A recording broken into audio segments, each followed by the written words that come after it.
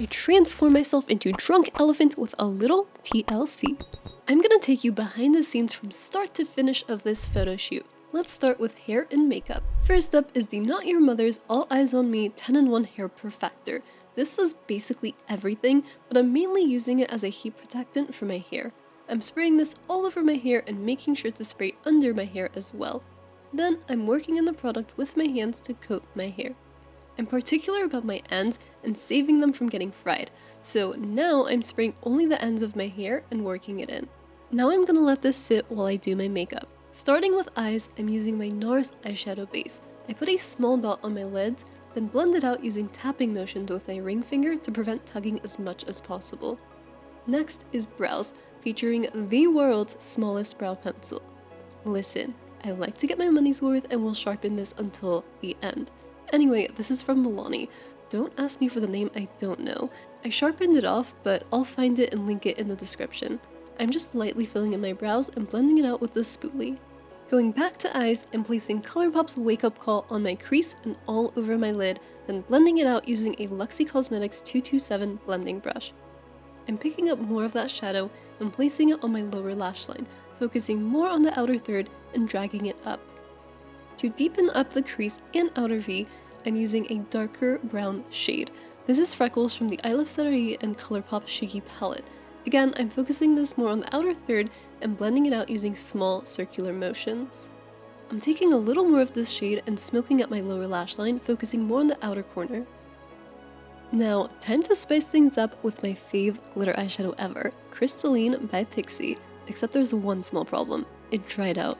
I dug in there so hard to scoop out whatever I could that I now qualify as an archaeologist. I'm picking up the remains on a small flat shader brush and packing it on my lids, starting on the inner third and going out about halfway.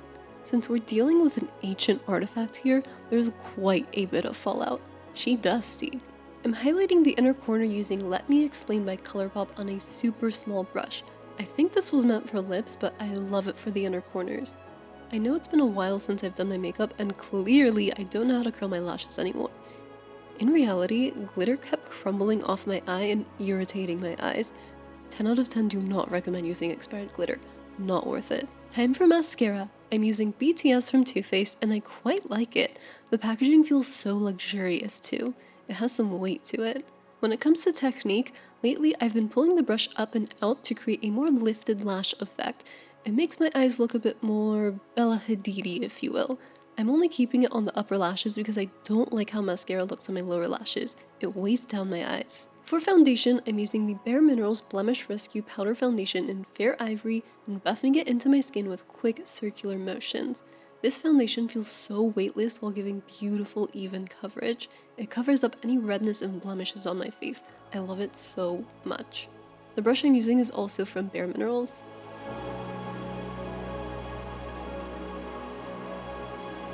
Next, I'm using the Milk Makeup Flex Concealer in Fair to conceal my under eyes. I'm starting off with 3 dots under my eyes. For sanitary reasons, I'm putting the concealer on my finger and patting it on top of a breakout under my nose and using a different finger to do the same thing on my forehead. I also like to cover this inner part of my eye. After letting the concealer sit for about a minute, I'm blending it out using patting motions with an AOA Studios E108 brush. Then, using a Royal and Langnickel Triad concealer brush, I'm blending out the concealer on the blemishes. Say hello to my fave bronzer, Maybelline's City Bronzer in 100. This works as a contour and bronzer in one. With small upward circular motions, I'm buffing this product on my cheekbones, focusing placement on the line from the top of my ear toward my mouth, but only blending about halfway across my cheek. I'm also taking this along my forehead and temples. I like to dust a little bit under my nose to contour and under my lip to give it a fuller illusion. Buxom Seychelles Blush is the best blush on earth and you cannot tell me otherwise. I'm applying it using an X shape on the apples of my cheeks, then using swiping motions to blend it upward into the bronzer. I also like to put a little bit on my temples for a more seamless blend. For highlighter, I'm using Fenty Beauty's Chic Freak on a Luxie 522 tapered highlighter brush and making a small C shape on the top of my cheekbone. Then I'm squeezing the brush to highlight my brow bone and Cupid's bow. My brow hairs have a mind of their own, so I'm fluffing them out and setting them in place with the Benefit 24-Hour Brow Setter. To complete the look, I'm using Maybelline Super Stay Matte Ink and Inspirer on my lips. This formula seriously does not budge or transfer. If you're looking for a mask-friendly lipstick, this is it. Just FYI. To set the whole look, I'm spraying the Pop Beauty Makeup Magnet Mist all over my face. It's also very refreshing and smells amazing. Moving on to hair, I'm sectioning off my hair in small sections starting from the bottom and clipping the rest up. This makes it easier for me to do my hair. Then I'm taking a smaller piece from this section and curling my hair away from my face. The wand I'm using is from Remington. I've had it for years and it does a wonderful job of curling my hair while smoothing it and making it look shiny at the same time. I'm holding my hair on the wand for about 10 seconds, then repeating this process until I finish. If I happen to get a weird curl like this one, I recurl just that part and move on. Once I get to the front pieces of my hair, I curl as close to my scalp as possible without burning myself. To achieve a more effortless look, I'm brushing up my curls with a wide-toothed comb. I'm starting from the ends and working my way up to be more gentle with my hair and any knots. My curls fall out after about a day, so I like setting them in place with hairspray to get a good 3 or 4 days out of the hairstyle. This is L'Oreal's El Net and I love it because it's super lightweight and does not make my hair crunchy. Now that we're done with glam, let's go behind the scenes of the photo shoot. Romeo popped in to help me set up, world's best photo assistant. We pointed 2 Godox flashes up toward the ceiling to bounce light and put my Sony a7 III on a tripod about 6 feet behind the lights. I set the timer to 5 seconds and took a test shot. You might be wondering, Shirin, why don't you use a remote? Well, you see, I have one, but it doesn't sync with the flashes. So until then, this is how I'm getting in my cardio for the day. Test shot looks good. Here are my settings. I set my camera to manual, shutter speed 1/250 to keep me in focus in case I move, f-stop 5.6, and ISO 400. I also set my timer to 10 seconds. On top of my camera, I have my Godox transmitter for the V1 flashes. The lens I'm using is a 24-105 set to 35mm. And last but not least, I have my flashes set to 1/16. Now it's time to get into wardrobe. I got this grey matching set from F Fashion in Phuket, Thailand. It's literally perfect for this shoot because it matches the elephant costume I got from Amazon so well. We love a glam elephant moment. Now it's time for the actual shoot. I also brought a step stool to elevate myself because I want to make it look like I'm stepping on drunk elephant products in the final picture, and this will help me out in Photoshop. At this point, I was trying to avoid putting the elephant trunk on my head using the band. Apparently, that plus posing was too much thinking for my brain to handle because I forgot my martini glass. I reviewed the photo to double check for correct exposure, and everything looked good, so it was time to try again, and again, and again. This process went on for quite a bit. The main reason I avoided putting the elephant trunk over my face with the band was because I was trying to avoid messing up my makeup, but at some point I was like, okay, this is way too complicated, let me just put it on, and that made my life a lot easier. Toward the end, I had an idea to wobble around and act as if I was actually a drunk elephant to really sell the look, and it worked out so well. Since I had my shutter speed set to 1/250, my movement was captured, and in the photo I didn't look blurry. I tried it a few times and finally got the shot. Money! For fun, I had Romeo come in for a picture, but he was terrified of the elephant costume and flew away right as the shutter clicked. The shot I got was hilarious, you'll see it in a sec. By this point, I was dripping sweat from all the back and forth, so I changed back into my casual clothes to take some drunk elephant product photos. Let's get into the magic of editing. Here's the final image. These are the 3 pictures I put together from my shoot. I'm gonna walk you through how I made the edit from scratch. First, I duplicated this image by pressing Command J. I always like to have a completely unedited image as backup. I used the Object Selection tool and made a selection around myself, which allowed Photoshop to automatically make a selection of me. Now, this isn't always perfect, but it's a good starting point if you don't want to use the pen tool. As I zoom in, you'll see part of the stool was selected, and so on. Obviously, we don't want this in our selection. How do we unselect it? Easy. Switch over to the Quick Selection tool. From here, I'm scaling my brush size by pressing Ctrl and Option or Alt and dragging my mouse in or out. Then I'm pressing Option or Alt to choose the Subtract from Selection tool. You'll notice a minus sign shows up in the circle when you do this. From here, I'm making fine-tune adjustments adding and subtracting selections as needed.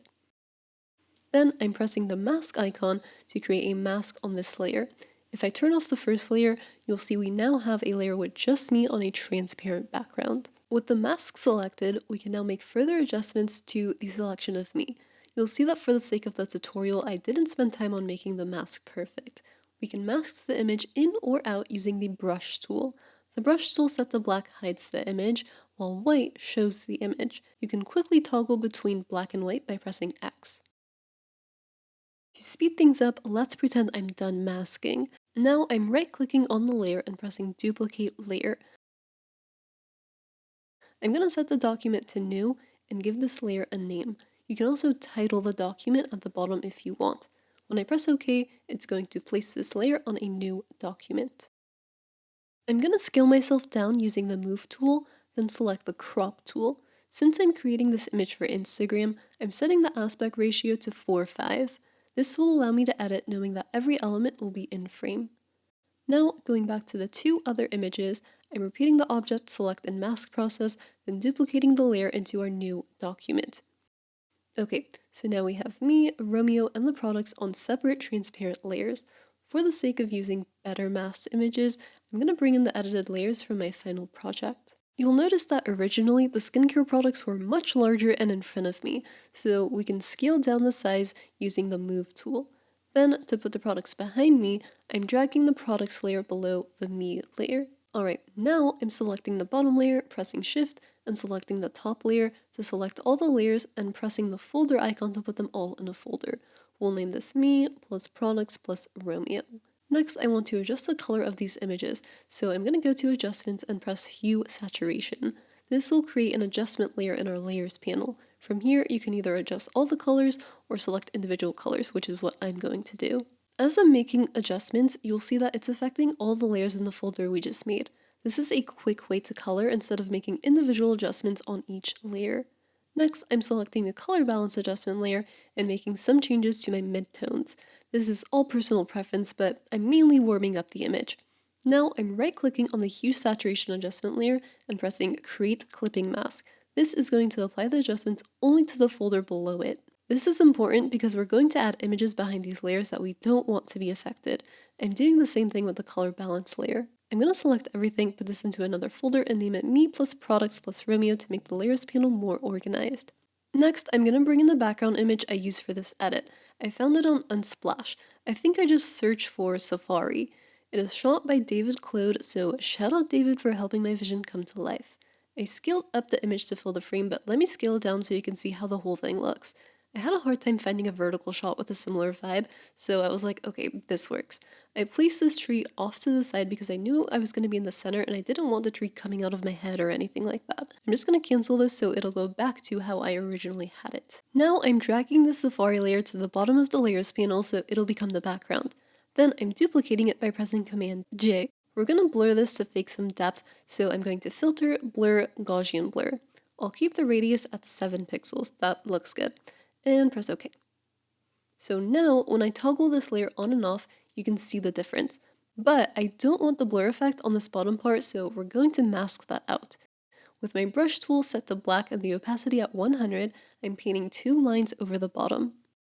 Then I'm going to drop down my opacity to 30% and draw 2 more lines on top of the ones I just made to help blend the blur and create a more seamless look. Now, when I toggle the duplicate layer on and off, you see it's mainly affecting the trees in the back. I'm putting these 2 layers in a folder and naming it Safari Background. I do want to make some color changes to the background, so I'm going to add a Hue Saturation Adjustment layer and create a clipping mask just like we did before. Then I'm going to put all of that in another folder called Background. When we open up the folder, you see everything is nice and organized in there. Let's duplicate this folder by right-clicking on it and pressing Duplicate Group. Let me close some of these so it's not so cluttered. I'm going to drag the background copy folder to the top and delete this layer with the mask background, then add a mask to the remaining layer. With the paint bucket tool set to black, I'm filling in the mask. Okay, so now we see everything. What I want to do here is make it look like the brush or grass or whatever it is covering the sides of the product so it looks more realistic. For this, I'm using the brush tool with the color set to white and the opacity at 30. There is no science to this. I'm messing around with it until it looks good to me. You can adjust the opacity if you want to and change the brush size. It also helps to zoom out and get a look at the whole image because sometimes you lose perspective when you're too zoomed in. This is more or less the bulk of the edit.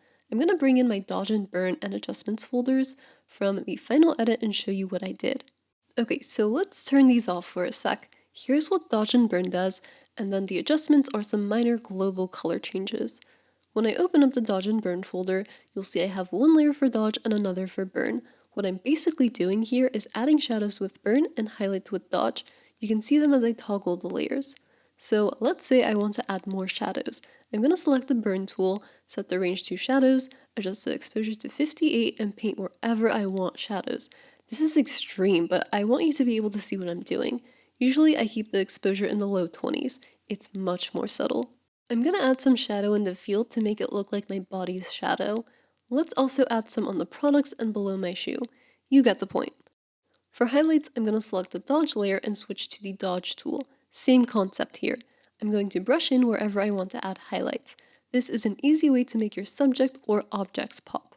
Now let's toggle on the adjustments folder. The difference is so subtle it's hardly noticeable, but here are the adjustment layers I have in here. Curves, vibrance, and a photo filter. And that's it, I have reached my final drunk elephant form. I love that Romeo's in the picture, it looks so funny. Let me know in the comments if you want to see more behind the scenes photo shoot videos like this one, and please give this video a thumbs up. It really helps me out and allows others to find the video.